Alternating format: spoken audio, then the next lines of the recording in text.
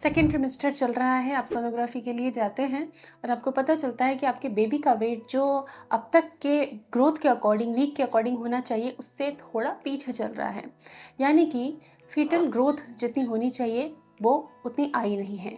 लेकिन ये एक बार होता है और बाद में आप प्रोटीन लेकर, सप्लीमेंट लेकर, अच्छा डाइट, अच्छे रहन सहन लेकर ठीक कर लेते हैं तो दिक्कत नहीं। लेकिन बच्चे की ग्रोथ थर्ड ट्रिमेस्टर तक भी अच्छी नहीं आ रही है, तो ये प्रॉब्लमेटिक चीज़ें हो सकती हैं। मैं आपको अवेयर कर रही हूँ, कुछ रीज़न, कुछ तरीके बताऊंगी जिसको आपको बचना है, उनसे बचना है।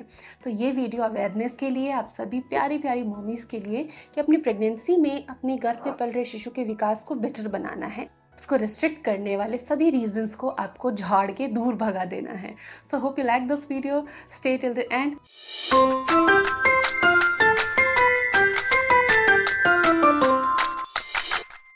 Welcome to YouTube mom. आज मैं उन रीजंस के बारे में डायरेक्टली बात करूंगी जो कि बच्चे की ग्रोथ को रिस्ट्रिक्ट करते हैं। कुछ आपके कंट्रोल में होते हैं जिसको कि आप करेक्ट कर सकते हो और कुछ नहीं होते हैं, और कुछ आपकी जागरूकता से टल सकते हैं। तो ये वीडियो आपके लिए बहुत हेल्पफुल होने वाला है, पूरा देखें। सबसे पहला रीजन मैं आपको बताना चाहूंगी, प्लेसेंटल रिस्ट्रिक्शंस।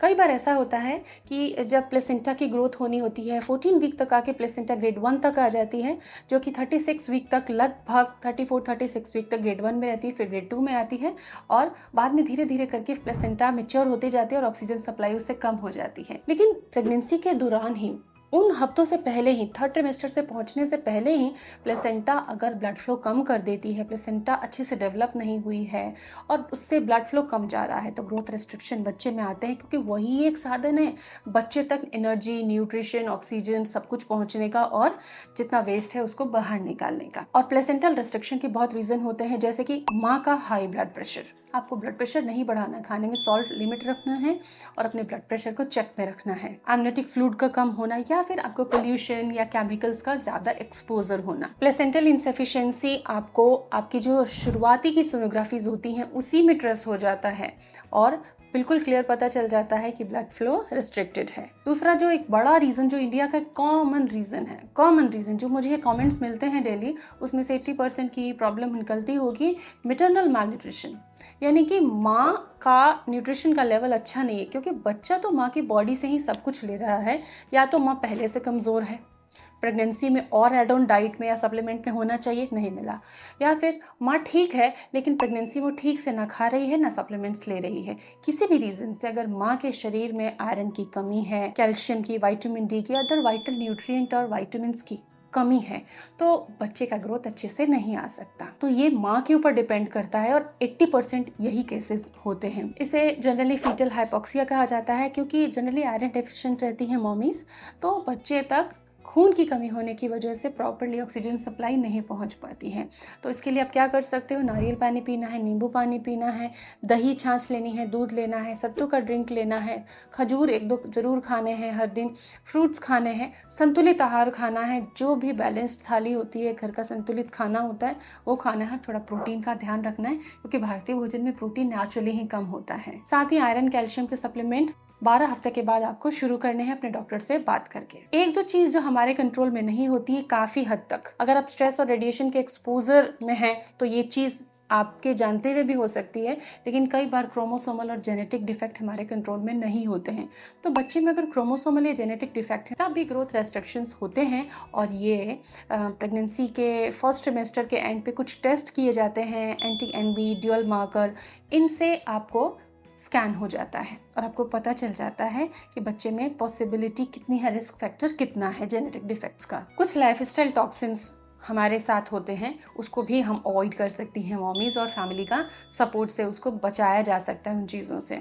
जैसे कि पैसिव स्मोकिंग, घर में कोई स्मोकर है और वो बार बार बालकनी में जाकर, बार बार बाथरूम में जाकर स्मोक करते हैं, तो मॉमी को उस एयर का एक्सपोजर मिलता है। एग्जॉस्ट फैन चल रहा है या नॉर्मल आप विंडो खुली है, किसी तरीके से वो स्मोक घर में घूम रहा है, तो आप इनहेल कर रहे हैं, तो ये पैसिव स्मोकिंग है। ज़्यादा चाय coffee, alcoholic beverages, pollution exposure, pesticide exposure, chemical exposure, आपका वर्क प्लेस ऐसा है, रेडिएशन का एक्सपोजर, इससे भी आपको बचना है, यानी कि लैपटॉप और डिजिटल स्क्रीन से थोड़ी दूरी बनानी है। डिजिटल डिटॉक्स बहुत ज़रूरी है ड्यूरिंग प्रेगनेंसी। स्ट्रेस और लैक ऑफ स्लीप, अगर स्ट्रेस बहुत ज़्यादा है या वाइस वर्सा होता है, स्लीप कम है तो स्ट्रेस बढ़ेगा, कॉर्टिसोल का लेवल बिगड़ेगा। तो कॉर्टिसोल का लेवल जो आपके खून में घूम रहा है सेम टू सेम ब्लड के साथ बच्चे तक जा रहा है, तो उसके ग्रोथ रिस्ट्रिक्शन को भी वो माहौल बना देगा, जिससे कि यूट्राइन ब्लड फ्लो डिक्रीज होगा और बच्चे का ग्रोथ नहीं अच्छे से आएगा। तो स्ट्रेस भी घातक है और ये सब कुछ आपके और आपके परिवार के कंट्रोल में हो सकता है। अच्छी नींद लेना, स्ट्रेस से बचना, खुश रहना, वॉक करना, अच्छा खाना खाना, अच्छी किताबें पढ़ना, अच्छे लोगों से बातें करना,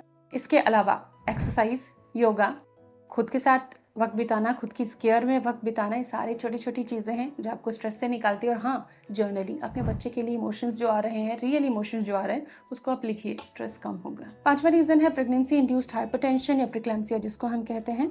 जनरली सेकेंड ट्रिमेस्टर तक ये आने लग जाता है जिनके साथ ऐसे कंडीशन होती है, तो इससे भी आपको बचना है। इसके लिए मेडिकेशन सपोर्ट भी आप अपने डॉक्टर से ले सकते हो, और लाइफ स्टाइल का रोल तो बहुत ही ज़्यादा होता है।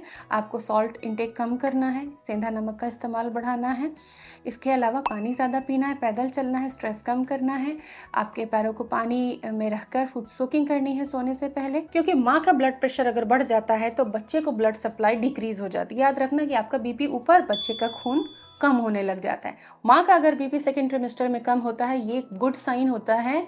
हालांकि ये माँ के लिए सफरिंग होती है लो बीपी को सहना, लेकिन वो एक साइन होता है कि बच्चे का ब्लड जो जा रहा है वो बहुत अच्छे से पहुंच पा रहा है। तो आपको इस समय फ्लूइड इंटेक अच्छा रखना है, प्रोटीन इंटेक अच्छा रखना है, पैरों में सूजन आते ही अवेयर रहना है, चक्कर, बार बार प्यास लगना, पसीना छूटना, इन साइंस पर पूरा ध्यान रखना है। अपने डॉक्टर से बराबर फॉलोअप लेना है। ये नहीं कि मंथ में एक बार लेना है या अगले मंथ ही जाएंगे, प्रॉब्लम हुई तो आप बीच में जाइए, बिल्कुल देरी मत कीजिए। मैटरनल इन्फेक्शंस, प्रेगनेंसी के दौरान जो टू बी मॉमी है उसको अगर कोई इन्फेक्शन हो जाता है, जैसे टॉर्च इन्फेक्शन, यूटीआई या वेजाइनल इन्फेक्शंस, तो इसका स्कैन भी जैसे ही आप कंसीव करते हो, जब पहली बार विजिट पे जाते हो तब आपकी डॉक्टर कर लेती हैं।